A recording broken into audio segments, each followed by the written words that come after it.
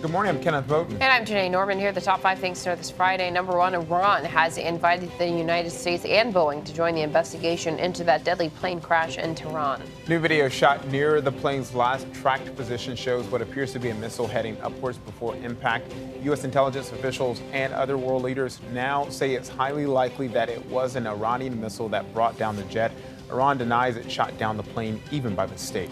Number 2, American troops on high alert even after Iran and the U.S. pull back from a possible war. An Iranian general warned of more attacks to come throughout the region, while President Trump now says the Iranian general killed in the U.S. drone strike was not just planning to attack our embassy in Baghdad, but other embassies as well. At a rally in Ohio last night, he also blasted House lawmakers for passing a resolution to limit his war powers. On to number 3 now. The showdown over President Trump's impeachment trial may be nearing an end. Senate Republicans now expect President Trump's trial to begin early next week. House Speaker Nancy Pelosi has signaled that she may hand over the articles of impeachment to the Senate soon, even though Senate Leader Mitch McConnell is rejecting her demand to reveal what the trial will look like. McConnell and the president are hoping to avoid calling witnesses such as former National Security Advisor John Bolton. We head to Texas for number 4, where the nation's vaping crisis has reached a grim new milestone. The epidemic has now claimed its youngest victim. A 15-year-old has died after reportedly vaping for just 1 month. The CDC now reports 57 deaths linked to vaping and more than 2,600 serious lung injuries. And finally, number 5, a social experiment on Twitter. A Japanese billionaire is giving away $9 million. He's giving the cash to 1,000 of his Twitter followers. They'll each get about $9,000. He wants to conduct a study to see if the money makes them happier. Recipients will complete surveys on a regular basis to determine their mood.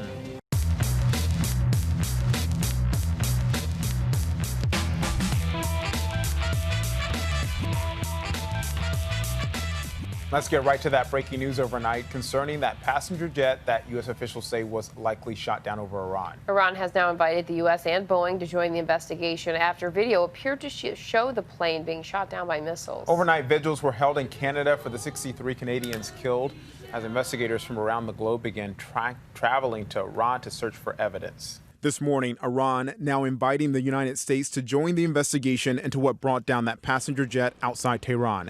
This appears to be the moment the 737 was hit by a missile. The video recorded in the neighborhood of the last tracked position of the Ukrainian jetliner.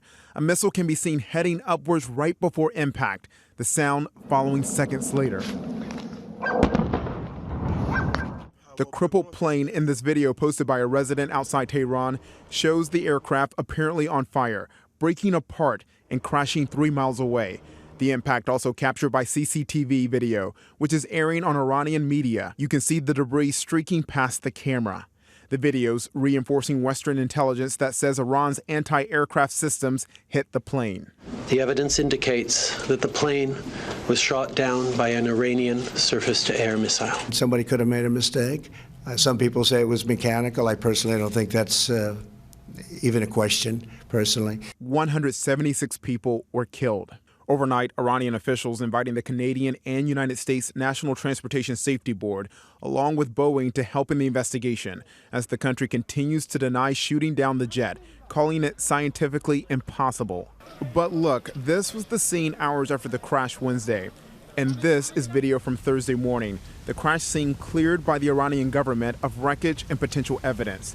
But investigators did recover the black box, which could help piece together the truth. Before Americans can join the investigation, the State Department and other government officials would need to give the green light for the NTSB to participate. Well, now to the other story breaking overnight, also affecting Boeing. More internal company messages have been turned over to Congress in connection with the investigation of the 737 MAX jet. The plane has been grounded after 2 deadly crashes. The messages reveal Boeing employees mocking the FAA and discussing how to deceive regulators. One message reads, "The airplane is designed by clowns who in turn are supervised by monkeys." Another reads, "We have a senior leadership team that understand very little about the business and yet are driving us to certain objectives." Members of Congress now want to question Boeing leaders about those messages.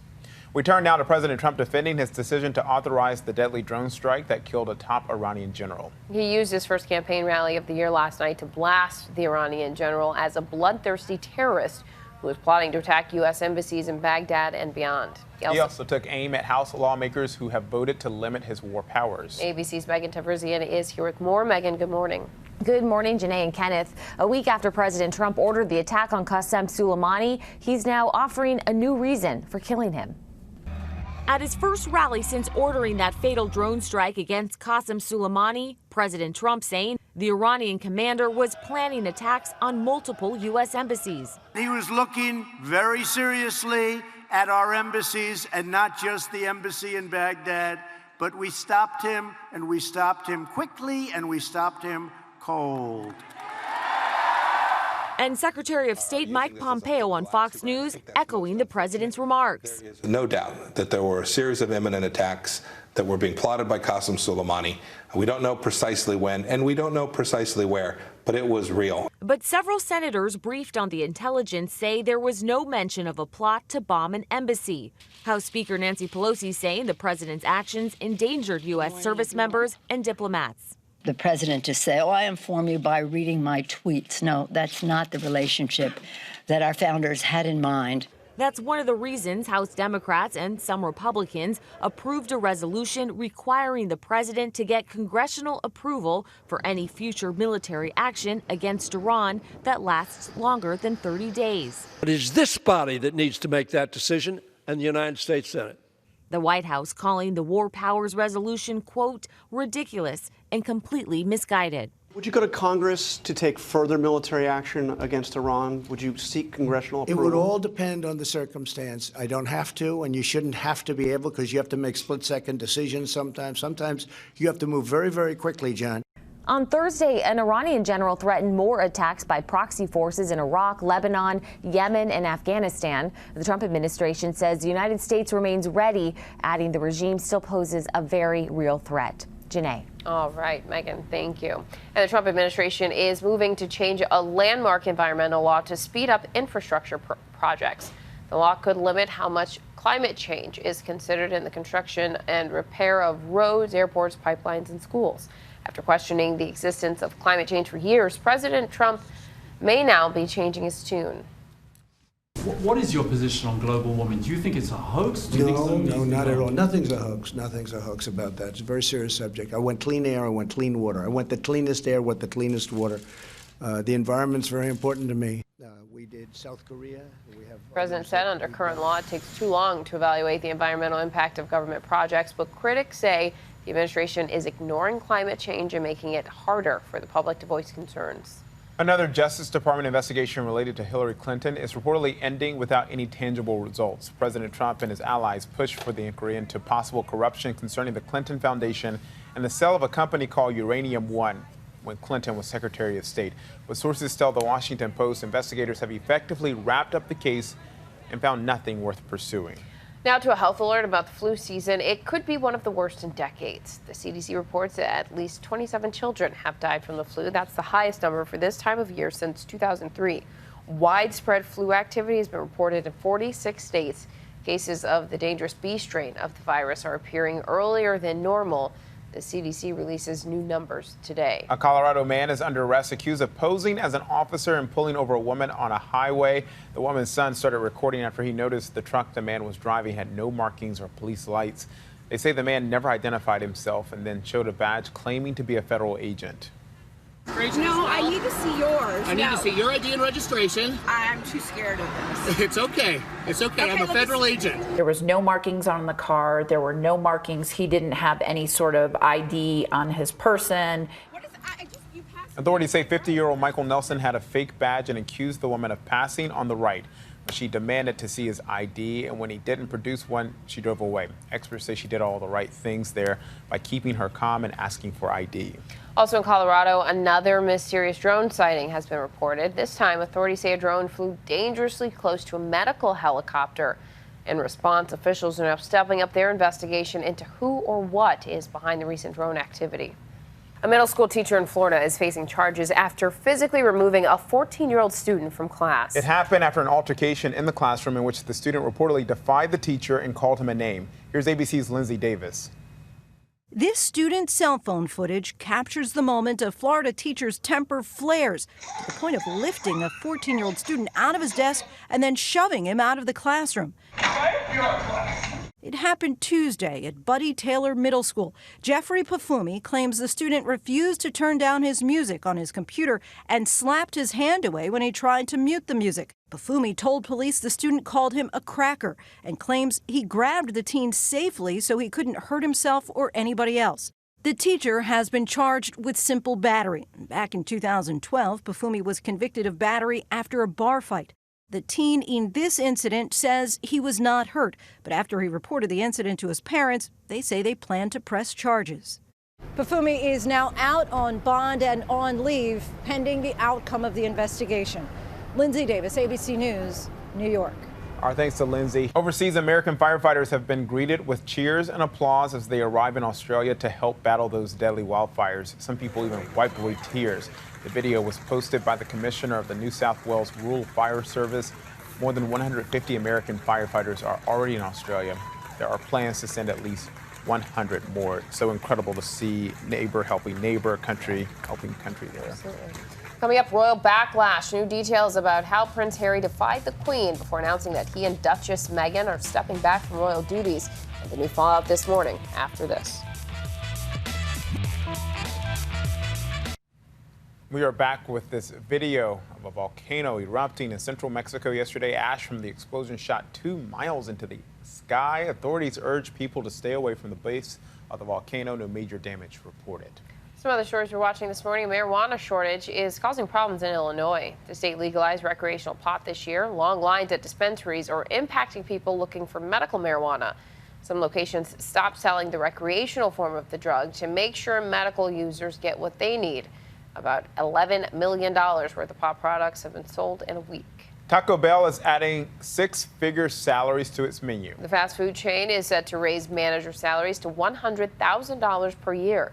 For some, that means doubling their pay. The increase is part of a pilot program at company-owned restaurants in the Midwest and Northeast. The company says it wants to look at the effect of the higher salary in a number of areas, including morale, performance, and customer experience.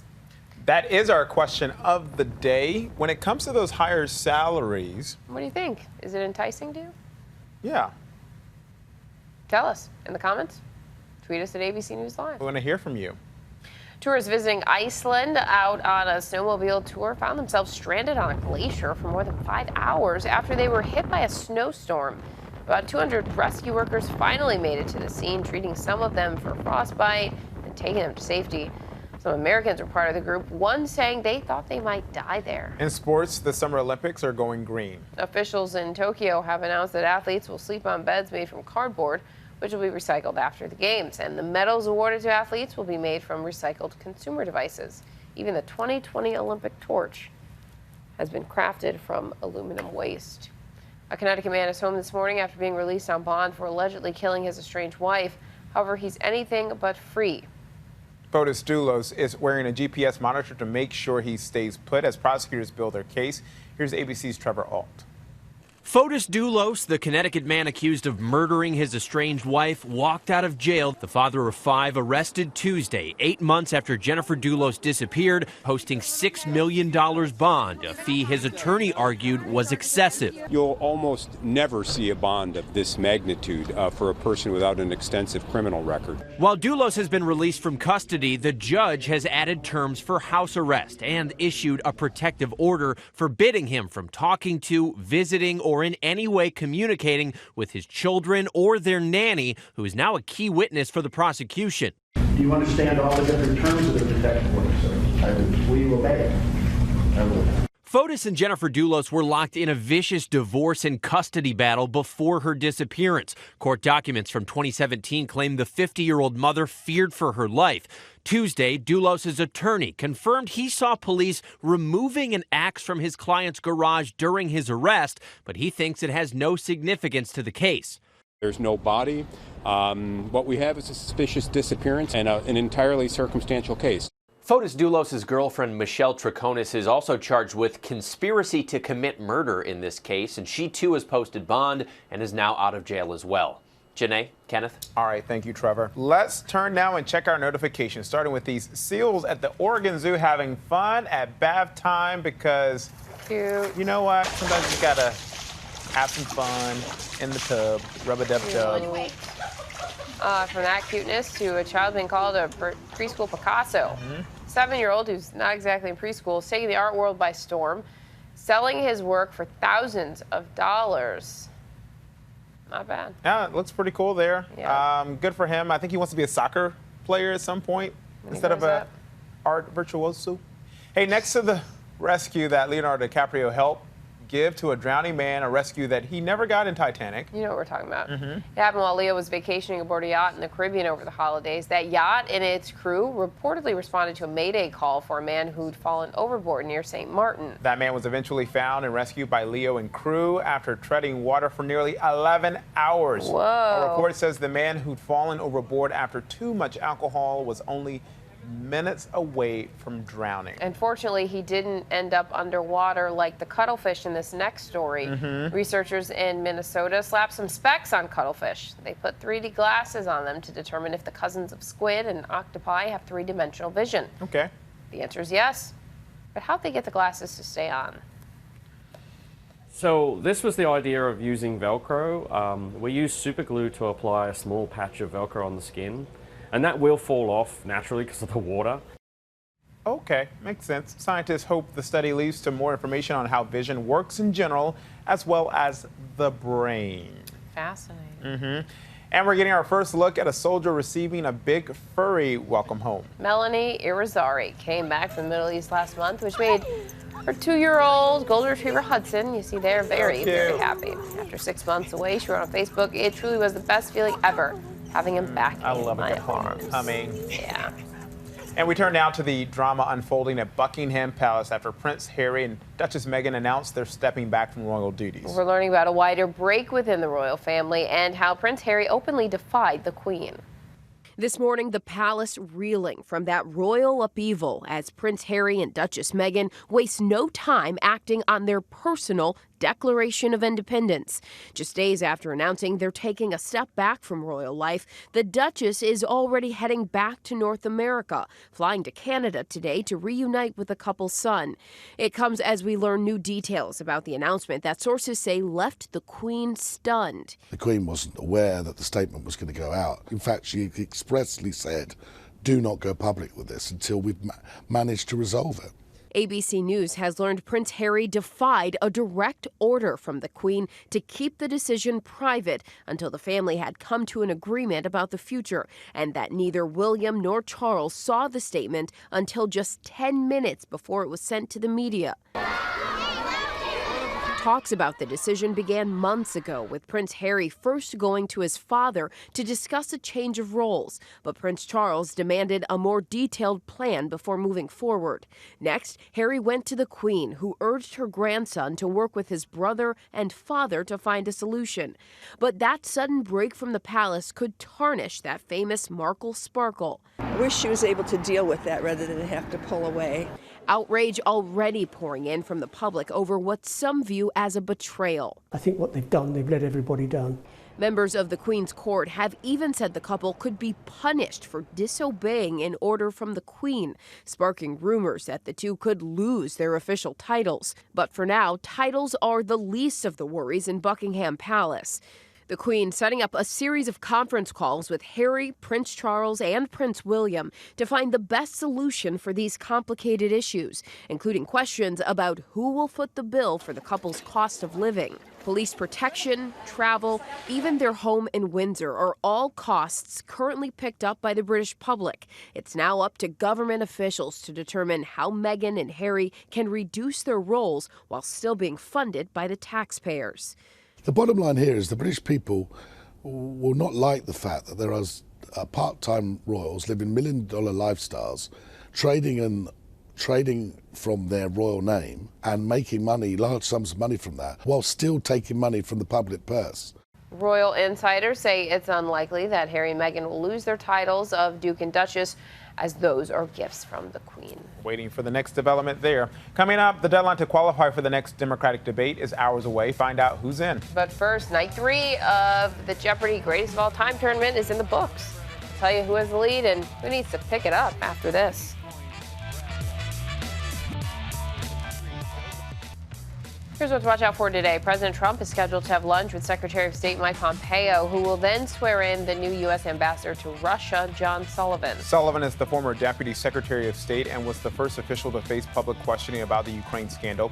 He testified that it would not be appropriate for the president to solicit investigations to a political opponent, but said he was not aware of an effort to do so. He also confirmed that the informed former U.S. ambassador to Ukraine, Marie Yovanovitch, that she was being removed despite doing nothing wrong. The deadline for Democrats running for president to qualify for the 7th primary debate is midnight tonight. Billionaire Tom Steyer is the 6th candidate to qualify, thanks to a polling surge in Nevada and South Carolina. He joins former Vice President Joe Biden, former South Bend Mayor Pete Buttigieg, and Senators Amy Klobuchar, Bernie Sanders, and Elizabeth Warren. And Maggie Gyllenhaal, Joaquin Phoenix, Martin Sheen, and more famous faces will join Jane Fonda for her fire drill Friday. Climate change protests today in Washington. Fonda has been arrested several times for a role in the protests, inspired by young activists like Greta Thunberg. Well, next to the Jeopardy champ, who's pulled into first place in the Greatest of All Time tournament. Ken Jennings won last night's match to take a 2-1 lead over James Holzhauer. And for the third night in a row, it was a struggle for Brad Rutter, the third-place finisher in the first 2 matches, just to stay in the race. Holzhauer conceded his final Jeopardy answer to jokingly pay tribute to Alex Trebek, calling him the Ghost, the greatest host of syndicated TV. But wait, he initially wrote Pat Sajak's name before crossing it out for Trebek's. Jennings could clinch the tournament when it returns on Tuesday. So we will see what happens. We could have a new Jeopardy champ. That is it for us on this Friday. It's been quite the week. We hope you have a great weekend. Relaxing one.